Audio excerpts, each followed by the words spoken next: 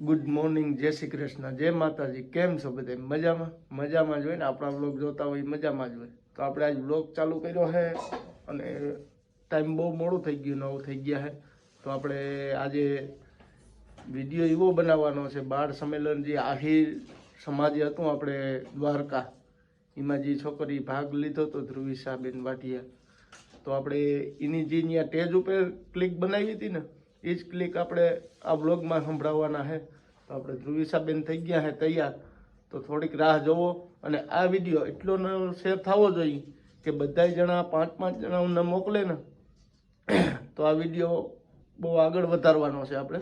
તો આ વિડીયોમાં આપણે બધા સપોર્ટ કરજો।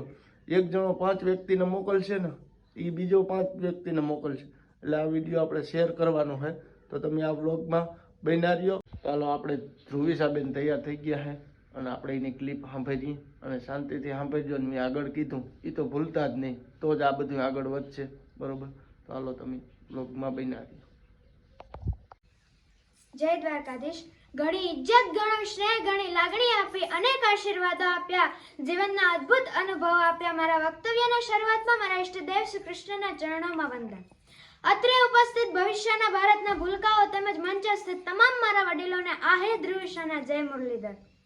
યુગો થઈ ગયા રાસલીલાને, હજી આ રાસ કોણ રમાડ્યા કરે છે? યુગો થઈ ગયા રાસલીલાને, હજી આ રાસ કોણ રમાડ્યા કરે છે? હજી આ રાસ જોઈ લાગ્યા કરે છે, હજી ક્યાંક કાનજી જાગ્યા કરે છે। નથી આંખ મીચી શકાતી જરા પણ હજી, નથી આંખ મીચી શકાતી જરા પણ હજી, કોઈક મોરપીછ જગાડ્યા કરે છે। માધવની મોરલીનું કેવું આ કામણ, હજી કોઈક કીકીઓ પલાળ્યા કરે છે।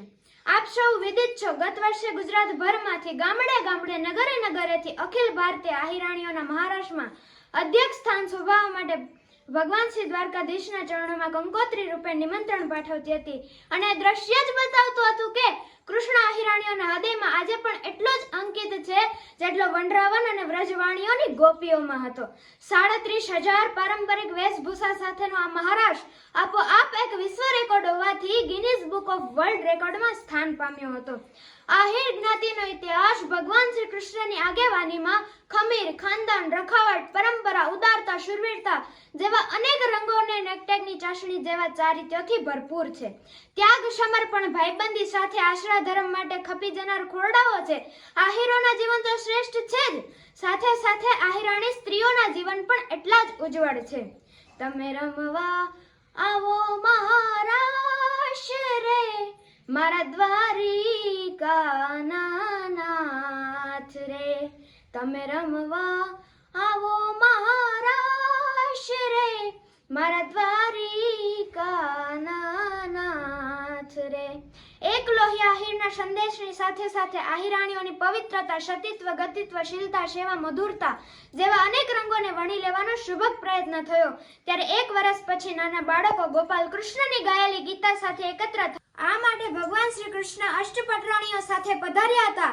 અને તેમાં પણ વનરાવન અને વ્રજવાણીઓના ગોપીભાવ સાથે આજના સમયે પણ એ જ દિવ્ય ભાવનાઓને વળગીને કૃષ્ણ સાથે એકાકાર થવાની ઘટનાને ઘાટ આપ્યો છે। ગુજરાતમાંથી 37,000 બહેનોએ પરંપરાગત પહેરવેશમાં એક જ સાથે રંધધામ પરિસર દ્વારિકામાં રાસ રમવા માટે ઉમટી હતી। તે યુગો સુધી વિશ્વ ફલક પર અંકિત રહેશે। યુગોથી જમુના આજુ ઘાટ સુના, યુગોથી જમુના આજુ ઘાટ સુના, તમે ગોમતીથી કિનારાએ કિના લગે પ્રાણ, તારા વિના ધૂળ ખારી મહારાષ્ટ્રમાં પધારો મુરારી। આવી તો એમની પ્રાર્થનાઓ હતી, પછી શા માટે ને ન ફળે? દરેક નારીઓના જીવનમાં આનંદ, ઉલ્લાસ, વિષાદોની સાથે સાથે આહિરાણીઓનું પોતીકું એટલે એમનું આગવું લોકજીવન, લોકસંગીત, નૃત્ય, પહેરણ જેવી પરંપરાઓ છે, જેમાં અનેક વિષાદોની વચ્ચે મીઠાસ અને મધુરતાનો મંત્ર ગોપીભાવ સાથે આજે વર્તાય છે। લોક હૈયે રચેલા લોકગીતો અને રાસડામાં માધુર્ય ભરપૂર રીતે વિલસે છે। ગોપીઓ અને ગોપી વલ્લભો વચ્ચેની મીઠી રજકજ જ્યારે રાસમાં પરિણામે રૂપાંતરિત થાય છે ને, ત્યારે વ્રજવાણી જેવો છે રાસ રચાય છે। આહિરાણીઓના મનમાં આજે પણ કૃષ્ણ પ્રત્યે પ્રેમ સુધારક વહે, ત્યારે આહિરોના દરેક પ્રાંત, મોહલ્લા, નગરો, ગામડા, વૃંદાવન, વ્રજવાણી જેવા ભાષે તો કૃષ્ણ નગરી દ્વારિકાની તો શું વાત જ કરવી।